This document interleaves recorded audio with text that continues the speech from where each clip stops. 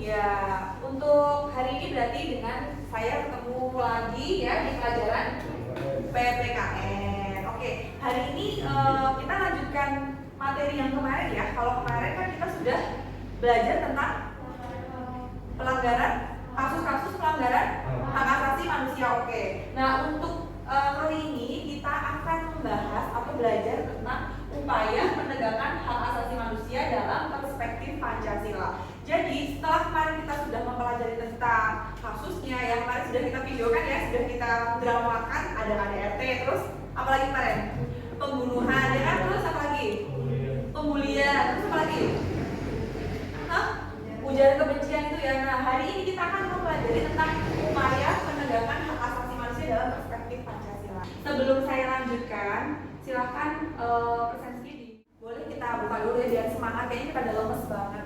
Ya, jadi boleh kita buka dengan satu lagu nasional. Hari ini yang mau mimpin lagu silakan Gevira. Masih hafal ya sama lagu ini? Hafal dong. Boleh berdiri dulu semuanya. Dilepas maskernya biar kelihatan semangat. Mbak silakan Mbak, di sini teman-temannya.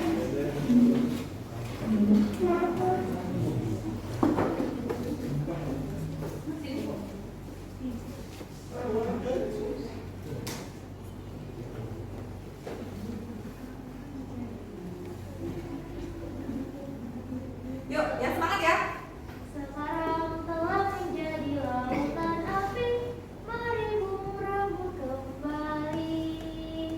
Halo, Halo Bandung, ibu kota periangan. Halo. terima kasih udah agak semangat ya. Nggak loyo lagi. Lanjut lagi ya. Nah, jadi tujuan pembelajaran kita hari ini adalah kita untuk apa sih mempelajari tentang upaya penegakan hak asasi manusia. Tujuannya pertama, melalui penayangan PPT dan kegiatan diskusi, peserta didik mampu menganalisis upaya penegakan hak asasi manusia. Jadi nanti kalian akan berdiskusi dengan kelompok yang sudah dibentuk kemarin ya, akan diskusi lagi. Nah, yang kedua, melalui kegiatan diskusi, peserta didik mampu menampilkan hasil analisis upaya penegakan hak asasi manusia dalam perspektif Pancasila dalam kehidupan berbangsa dan bernegara. Jadi tujuan pembelajaran kita hari ini kira-kira ya seperti yang di depan ini tujuannya ya. Oke, lanjut lagi untuk slide berikutnya. Nah, ini ada beberapa pertanyaan yang mengingatkan kita dengan materi yang kemarin ya. Kira-kira sebutkan contoh pelanggaran hak asasi manusia. Apa aja contohnya? Pembulian, apa lagi? Genosida, terus apa lagi? Pembunuhan, apa lagi yang belakang? KDRT. Nah, itu sudah disebutkan ya. Kemarin kita juga sudah pelajari materi tentang itu. Ya. Kemudian pertanyaan yang kedua, ini yang masuk ke materi hari ini ya. Apa yang kalian ketahui tentang upaya penegakan hak asasi manusia? Ada yang tahu? Silakan anak-anaknya yang tahu. Angkat boleh, Devita di proposalnya di jadi Mbak. Jadi apa sih upaya penegakan hak asasi manusia itu? Upaya penegakan hak asasi manusia merupakan tindakan yang dilakukan oleh kelembagaan untuk menangani kasus pelanggaran HAM yang sesuai dengan Undang-Undang 1945. Tindakan yang dilakukan oleh kelembagaan untuk menangani, mencegah supaya tidak terjadi pelanggaran yang namanya pelanggaran hak asasi manusia. Itu ya, sudah paham ya? Nah, itu sedikit. Nah, kemudian ada slide yang berikutnya, boleh dilihat ke depan yang belakang. Ada upaya penegakan hak asasi manusia dalam perspektif Pancasila. Boleh saya minta bantu baca yang belakang? Raka, dilepas maskernya sendiri. Upaya penegakan HAM dalam perspektif Pancasila. Pancasila sebagai dasar memiliki beberapa kedudukan. Salah satunya sebagai sumber dari segala sumber hukum. Artinya setiap peraturan perundang-undangan di Indonesia harus mengacu pada Pancasila dan tidak menyimpang dari ketentuan serta asas-asas yang terkandung di dalamnya. Oke, upaya penegakan HAM di dalam perspektif Pancasila ini maksudnya apa sih? Pancasila ada berapa sila? 5. Udah apa semua? Sila pertama? Tuhan Indonesia. 2, 3, Kesatuan Indonesia. 4, Rakyat yang dipimpin oleh penuh kebijaksanaan dalam permusyawaratan perwakilan. 5. Keadilan sosial bagi seluruh rakyat Indonesia. Pancasila sebagai dasar memiliki beberapa kedudukan. Salah satunya yaitu sebagai sumber dari segala sumber hukum. Artinya, setiap peraturan perundang-undangan di Indonesia itu harus mengacu pada Pancasila. Pancasila itu sebagai landasan ideologi bangsa Indonesia ya. Terus kemudian selanjutnya ini adalah upaya penegakan HAM di Indonesia. Ada upaya penegakan hak asasi manusia. Upaya penegakan HAM merupakan suatu tindakan yang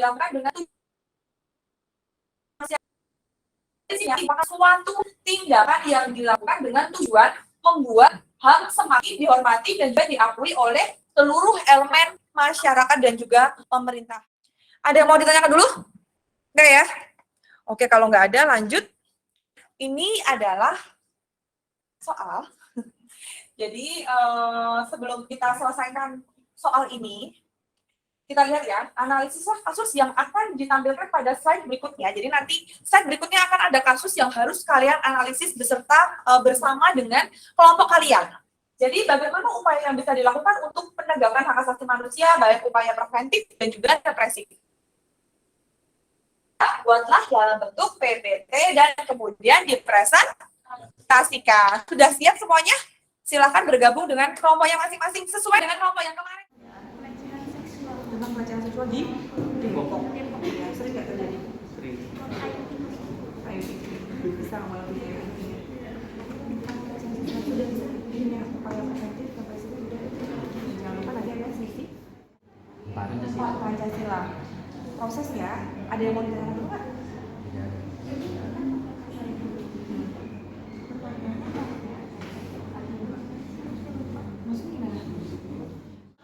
Nasionalisme, silakan. Lagi pertama. Ayo. Assalamualaikum warahmatullahi wabarakatuh. Waalaikumsalam warahmatullahi wabarakatuh.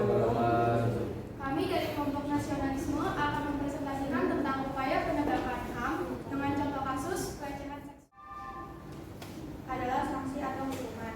Upaya represif yang tepat untuk penindakan pelaku kekerasan seksual terhadap anak adalah sesuai dengan peraturan perundang-undangan yang berlaku agar pelaku memiliki efek jerah serta tidak kembali mengulangi perbuatannya di kemudian hari. Tindakan represif untuk menangani kasus kekerasan seksual ada 3. Yang pertama, membentuk lembaga untuk melindungi anak, contohnya KPAI atau Komite Perlindungan Anak Indonesia. Yang kedua, mengadakan layanan rehabilitasi untuk orang tua dan korban mencakup aspek yuridis, psikologis, dan medis selama proses hukum berlangsung. Yang ketiga, dibutuhkannya peran aktif orang tua dalam memulihkan kondisi fisik dan psikis anak untuk mengurangi trauma yang berlaku.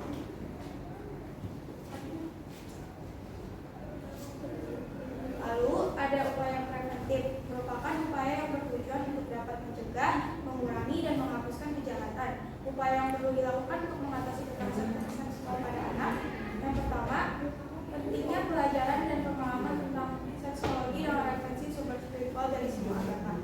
Pada prinsipnya, pelajaran tentang seksologi itu tidak sebagai jaminan bahwa tidak akan ada pelecehan seksual, tetapi upaya dari dini agar orang menghargai seksualitas manusia. Orientasi dini ini yang penting dimulai karena kemungkinan bahwa pelaku pelecehan itu pasti disebabkan karena rendahnya pemahaman tentang nilai dari tubuh manusia. Yang kedua, perlunya kampanye jangan jadi pelaku. Kampanye jangan jadi pelaku itu sangat penting sebagai upaya untuk proses preventif dari tindakan pelecehan. Kampanye jangan jadi pelaku perlu dilakukan secara umum dan merata. Tentu melalui jalur pendidikan, yayasan persekolahan, institusi agama, dan berbagai bentuk kegiatan yang berhubungan dengan anak-anak. Selanjutnya, diperlukannya pendidikan seks dini bagi anak dan orang tua berupa pengenalan tentang organ tubuh anak yang harus dilindungi oleh diri sendiri. Kemudian adanya pendidikan sosial untuk mengembangkan tanggung jawab sosial kepada masyarakat dan menumbuhkan kesehatan mental masyarakat melalui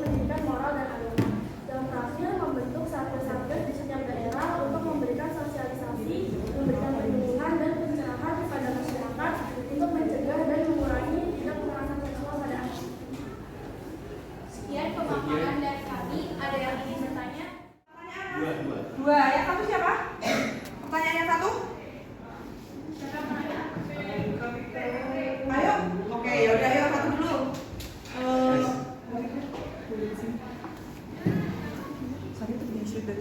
Yuk. Situ. Aku Nadine dari kelompok 3 mau Nadine. tanya. Tadi kan kalau contoh kasusnya itu yang dilecehkan perempuan ya. Jika ternyata pelaku pemerkosaan itu dilakukan sama seorang perempuan terus korbannya laki-laki, dasar hukum pasal apa yang digunakan dalam KUHP? Oke. 45 KUHP jelas tertulis bahwa wanita sebagai korban perkosaan dan pelakunya adalah seorang laki-laki. Itu. Tahu? Jelas nggak? Terima kasih. Ya. Terus pertanyaan kedua, siapa mau jawab? Aku bakal jawab pertanyaan dari Raka. Tadi kan ditanya pihak berwenang mana saja kah yang berperan dalam penanganan korban kekerasan seksual. Terus ada beberapa lembaga yang memberikan layanan adalah Pusat Pelayanan Terpadu Pemberdayaan Perempuan dan Anak atau P2TNP2A. Terus ada Komisi Perlindungan Anak Indonesia atau yang biasa disebut KPAI. Lalu ada Kementerian Pemberdayaan Perempuan dan Perlindungan Anak. Apakah pertanyaan yang dijawab? Sudah? Ya, jadi tadi kelompok Nasionalis. kelompok nasionalis membahas tentang kekerasan seksual yang terjadi di Depok ya, yang terjadi pada anak usia dini tadi ya. Anak berapa tahun tadi? 11 dan 11 dan 12 tahun. Ada pertanyaan? Tidak ada? Kalau sudah tidak ada pertanyaan, boleh ditutup. Sekian dari kelompok kami, kurang lebih mohon maaf. Wassalamualaikum warahmatullahi wabarakatuh. Waalaikumsalam warahmatullahi wabarakatuh. Saya kirimkan ke WA Group, nanti boleh dicek ya, dikerjakan di rumah LKPD-nya. Oke, kemudian ini ada refleksi pembelajaran hari ini. Jadi ada dua refleksi yang saya akan tanyakan. Yang pertama, apa manfaat yang diperoleh dengan mempelajari materi ini? Jadi apa manfaatnya? Ada yang mau? Ya? Boleh silakan angkat manfaatnya. Karena mereka melindungi hak kita untuk hidup dengan harga diri, yang meliputi hak untuk hidup, hak atas kebebasan dan keamanan. Manfaat mempelajari materi tentang upaya. Apa coba? Tadi? Karena mereka melindungi hak, bisa melindungi untuk apa? Bisa melindungi hak kita untuk hidup dengan harga diri, yang meliputi hak untuk hidup, hak atas kebebasan dan keamanan. Iya, kita lebih tahu ya tentang upaya-upaya yang dilakukan kita untuk melindungi hak asasi manusia itu apa saja ya. Terus yang kedua, apa saja sikap yang diperoleh dengan mempelajari materi ini? Sikap yang diperoleh. Oke, silakan. Sikap yang diperoleh dengan mempelajari materi upaya penegakan HAM dalam perspektif Pancasila adalah yang pertama adalah melindungi dan melindungi harkat dan martabat manusia. Yang kedua adalah untuk memiliki sikap tidak memaksakan kehendak pada orang lain. Yang ketiga ada agar kita memahami dan menaati instrumen HAM yang berlaku. Dan terakhir ada dan kita juga agar saling menghormati keberadaan masing-masing. Iya, betul. Pertama, upaya itu kan berarti kan kita harus saling menghargai. Kita tahu posisi kita. Sebelum kita akhirnya ada pertanyaan dulu nggak? Ada pertanyaan? Tidak ada. Kalau tidak ada pertanyaan, nanti minggu depan kita akan belajar tentang ini ya, materi baru ya. Nanti akan belajar tentang bab 2, disiapkan bukunya dan kemudian nanti disiapkan peralatan-peralatan untuk tugas berikutnya ya. Terus untuk reward hari ini, karena kalian sudah aktif dan terima kasih sudah mengerjakan tugas dengan baik. Ini sudah jam berapa? Jam 12 ya. Mungkin tadi kalian yang haus, nanti silakan ini nanti dibagiin ke semuanya ya. Oke, kalau begitu saya tutup dulu. Sebelum saya tutup pembelajaran hari ini, boleh dipimpin doa, kakak? Iya. Doa menurut agama